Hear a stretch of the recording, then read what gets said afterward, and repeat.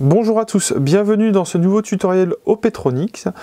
Aujourd'hui, celui-ci est consacré au Voltario T30. Alors on a vu il y a peu un tutoriel sur le Voltario S30. Donc le S30 qui est le module qui agit entre, on va dire, en aval du récepteur, c'est-à-dire pour monitorer et protéger tout ce qui va être servomoteur et équipements divers. Là, cette fois-ci, c'est le Voltario T30. Donc là, par contre, on va se placer en amont, entre la source d'alimentation et le récepteur. Ce qui va nous permettre de pouvoir faire du monitoring de la partie alimentation, mais aussi d'avoir en supplément une fonction de mise en puissance de la réception. Et bien c'est parti. Donc là, on va déballer l'ensemble et je vais pouvoir vous montrer alors de quoi est constitué le T30. Alors le voici, on est vraiment sur un ensemble, on va dire, comme à notre habitude, on va dire très compact. Il est capable de prendre de 4 à 12 volts en alimentation, 10 ampères constant et on peut aller quasiment jusqu'à 30 ampères. Alors ici, comment ça se présente? Là, on a la source d'alimentation, c'est-à-dire on va brancher ici la batterie. Là, on va brancher la source d'alimentation justement au récepteur. Hein.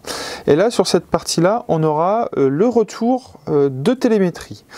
Là que le Voltario peut aussi être utilisé sur du Spectrum, du Graupner, du multiplex, du Futaba. Voilà, c'est complètement, on va dire, multimarque. Hein. Bien sûr, après, bon, voilà, en fonction des marques, il y aura le protocole et les réglages de télémétrie qui leur sont propres. Mais là, moi, je vais vous montrer justement dans ce cas de figure-ci comment est-ce qu'on fait sur du Yeti. Pour la mise sous tension de la partie puissance, de la partie puissance de la réception. Alors avec le T30 est fourni justement un petit capteur tactile, donc il peut se mettre soit à l'extérieur, soit à l'intérieur du fuselage. Alors ce capteur a une sensibilité donc variable, hein, ajustable, qui va vous permettre de pouvoir être placé jusqu'à 3 mm derrière justement la zone de contact avec le doigt. Donc ce qui vous laisse voilà, la possibilité de traverser 3 mm de fibre. Alors j'ai bien la fibre de verre, attention, hein, si c'est du carbone, les propriétés sont différentes, donc dans ce cas-là ça ne fonctionnera pas. Mais tout ce qui va être fibre, plastique et autres matériaux, on va pouvoir justement utiliser ce type de capteur tactile. Il peut également être débranché pour être raccordé sur un RC switch ou également un interrupteur mécanique. Donc voilà un peu toutes les possibilités qui s'offrent grâce justement à ce petit module. Et là donc on a une petite pastille adhésive qui fournit pour pouvoir maintenir le capteur et l'étiquette qui peut être apposée à l'extérieur du fuselage, avec un petit trou à percer pour laisser justement la lumière de la petite LED passer au travers et être au courant de l'état de fonctionnement du module. Alors là, on va procéder à une mise en service. Alors voilà, je reprends toujours donc mon fameux modèle test que je n'ai pas eu le temps de remettre à zéro. Allez hop, voilà, on supprime toute la télémétrie existante. Mon récepteur. Et là, je vais prendre la batterie de réception. Alors, la batterie de réception, je vais utiliser le cordon de charge. Alors, que je vais directement brancher ici. Donc là, bien sûr, mon module est déjà en route. Là, sur mon récepteur, j'utilise le port batterie. S'il n'y a pas de port batterie, vous utilisez une voie quelconque. Donc là, le récepteur est appairé. Et là, avec le connecteur rouge, je vais le mettre sur le port EXT pour la télémétrie. Et là, pour le fun, un petit cerveau qui va servir justement à matérialiser et à pouvoir vous montrer directement l'impact que ça a sur la télémétrie. Alors, on recommence. Première étape, donc je vais vérifier le mode de fonctionnement. Voilà, donc là, on a bien le REX10, le Voltario est détecté directement sur la fiche UXT, donc il apparaît on va dire dans l'arbre des connexions, mais il n'est pas paramétrable via le Device Explorer. Il faut utiliser bien sûr l'émulateur Yetibox. Donc la configuration alternative, donc là tout est bon. On aurait pu éventuellement l'utiliser sur la voie 8 aussi, E2, etc. pour reprogrammer ça, par exemple en entrée de télémétrie, JTBox, etc. etc. Donc là, notre voie EXT est en mode JTBox Sensor. Donc là, on est correctement paramétré. C'est tout bon. Ensuite, donc je reviens sur Chrono Sensor. Là, je vais sur Sensor, réglage connexe. Et là, alors il est en dessous parce que là, en fait, j'ai les anciennes détections du précédent tuto sur le S30. Donc là, je fais une remise à 0, c'est-à-dire que la radio va rebalayer sur l'ensemble du protocole quels sont les capteurs et les variables disponibles. Voilà, donc là, on a bien tension, courant, capacité.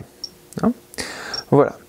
Donc ça sont les 3 informations que l'on peut recevoir. Donc à ça, je vais directement les afficher. Alors télémétrie, tension, donc simple, ça suffira. Intensité du doux parce qu'on va voir les mini-maxi. Et ensuite, on va afficher également la capacité en taille simple parce que c'est une valeur qui évolue mais qui ne fluctue pas. Hop, voilà. Donc là, directement dessus. Et là, en fonction des sollicitations que je vais faire, voilà, on voit directement la consommation évoluer. Donc ça c'est intéressant parce que déjà dans un premier temps on va être capable de savoir ce qui se passe sur le récepteur. On va être en mesure de pouvoir définir un seuil donc de tension basse mais aussi de surintensité et également aussi de quantité d'énergie consommée dans la batterie. Alors je vais refaire la même chose que ce que j'avais fait sur le tutoriel. Alors ici voilà, alarme. Là je vais mettre par exemple en capteur donc capacité, là j'ai une 3100, donc on va se baser sur du 2 tiers, 1 tiers en termes de consommation. Alors, voilà, hop. Donc c'est-à-dire que comme ma valeur est croissante, comme c'est une 3100, donc en se basant sur du 2 tiers, 1 tiers pour rester safe, c'est-à-dire quand ma consommation sur la batterie de réception va atteindre 2000 mAh, à ce moment-là, donc là j'ai le son qu'on a entendu précédemment, alarme, qui va être joué. Donc ça déjà, ça c'est une première alerte capacité qu'on va être capable de mettre sur la réception.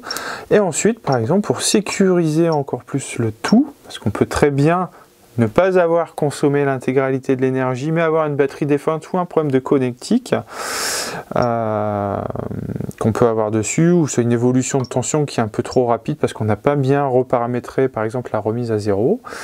Et bien, donc quand X est inférieur, donc là par exemple c'est un Lion, donc un 2S, on va, oups, alors je reviens en arrière, on va mettre, voilà, 6 volts. 6 volts, hop, je reviens ici.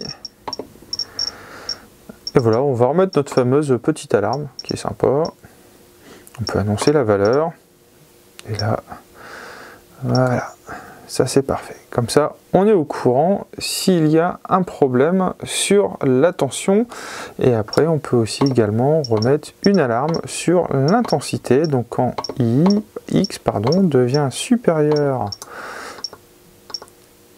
alors pas à 10 ampères, hop, par exemple à 5 ampères, parce qu'on sait que notre installation, si elle dépasse 5 ampères par rapport au nombre de cerveaux, etc., on sait qu'il y a un problème. Et bien là, c'est pareil, on peut être capable, donc 5 ampères c'est un exemple, mais voilà, on peut être capable d'être au courant qu'on a un problème de surintensité. Donc après, on peut remettre des valeurs personnalisées, etc., etc. Donc voilà, par exemple, pour la programmation, on va dire des alarmes de base, hein, qui vont être en plus enregistrés. Après, là maintenant, on va pouvoir regarder les paramètres qui sont accessibles depuis l'application JTBox. Donc là, me voilà dedans, une fois à droite, 2 fois à droite et mix. Je descends, me voilà connecté dessus. Donc là, on retrouve les informations que je viens d'afficher sur l'écran d'accueil de la radio avec la télémétrie. Donc là, la valeur actuelle, c'est ce qu'on vient de voir. Maintenant, on va aller dans Réglages. Donc là, je passe en français. Hop, voilà. Parfait. Alors, Switch Type. Donc là, on est en mode Touch parce qu'on utilise interrupteur tactile. Si on veut se mettre en mode standard mécanique, on va rester en standard. Voilà. Donc ça, ce sont les deux choses qu'on peut faire. Ça, c'est la sensibilité. C'est-à-dire que là, voilà, on est à 50%. Donc après, en fonction de vos doigts ou en fonction de l'épaisseur de fuselage à traverser, on va pouvoir ajuster cette sensibilité au niveau du capteur. Alors voilà. Et ensuite, donc comme sur le S30, c'est-à-dire comment est-ce qu'on va remettre à zéro la batterie. Donc là, la remise à zéro va se faire par la mise sous tension, c'est-à-dire qu'on considère qu'à chaque mise sous tension, on a changé de batterie, ou après sur une variation de tension. Donc par exemple, quand on est sur un modèle, on va plutôt faire de la pente, et on a des grosses batteries, on sait qu'on va faire 3 vols et pas changer de batterie, il vaut mieux mettre ce paramètre-là. Par contre, si on fait 1 vol par batterie, à ce moment-là, on aura plutôt tendance à mettre Power On. Voilà un peu comment ça se passe, ou soit après une remise à zéro manuelle. Donc moi, je préfère quand même mettre Voltage Change, qui est, enfin, je pense après par rapport tout du moins à mon utilisation, le réglage le plus pratique. Et ça, voilà ce qui va être la tension de coupure. Donc là, c'est désactivé. Et nous voici revenus dans le menu réglage. Et là, après, dans le menu service. Donc là, on va être capable de remettre, en appuyant maintenant simultanément sur ces deux touches-là, d'effectuer la remise à zéro. Voilà.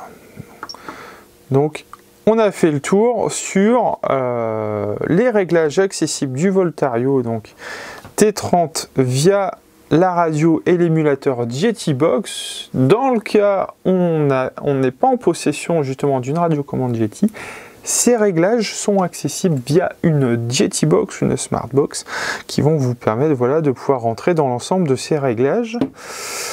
Hop, et voilà, là je reviens en arrière. Donc maintenant, je vais pouvoir vous montrer également comment est-ce qu'on fait pour la mise hors tension. Donc voici ici le petit capteur. Alors ça va clignoter, je relâche. Voilà. Donc là, l'ensemble est passé hors tension. Donc là, voilà, perte de télémétrie. Voilà, on a perdu l'ensemble du signal sur le récepteur. Maintenant, pour la remise sous tension, même manipulation, ça clignote, je relâche. L'ensemble est remis sous tension. Voilà, c'est assez facile. Hors tension, ça clignote, je relâche. On est hors tension, je remets sous tension un petit peu plus longtemps, et puis voilà. Donc c'est assez simple, comme je vous disais, ça vous permet de pouvoir monitorer. Ça va être principalement utilisé sur tout ce qui va être modèle. Donc on a une alimentation simple. On n'est pas sur des modèles, on est sur une double alim, etc. Là, on est sur une alimentation simple. Après, rien ne n'empêche de pouvoir, dans le cas où on souhaite faire une double alim monitorée, on peut également utiliser de manière indépendante deux Voltario raccordés sur le même système. Ça, c'est aussi quelque chose qui est assez simple à faire. Mais on va dire que dans la plupart des cas, ça va être utilisé sur des avions avec une alimentation de partie réception qui va être séparée, soit un planeur. Ça peut également être un parapente. Voilà, après à vous de voir en fonction de votre utilisation, mais ce module va vous permettre de pouvoir augmenter la sécurité et aussi de faciliter sa mise sous tension sans forcément avoir besoin de, on va dire, de décapoter ou de déshabiller une partie du modèle pour accéder aux batteries. Et bien voilà, on a fait le tour. Si vous avez des questions, n'hésitez pas à nous contacter. Je vous remercie de votre attention et à bientôt.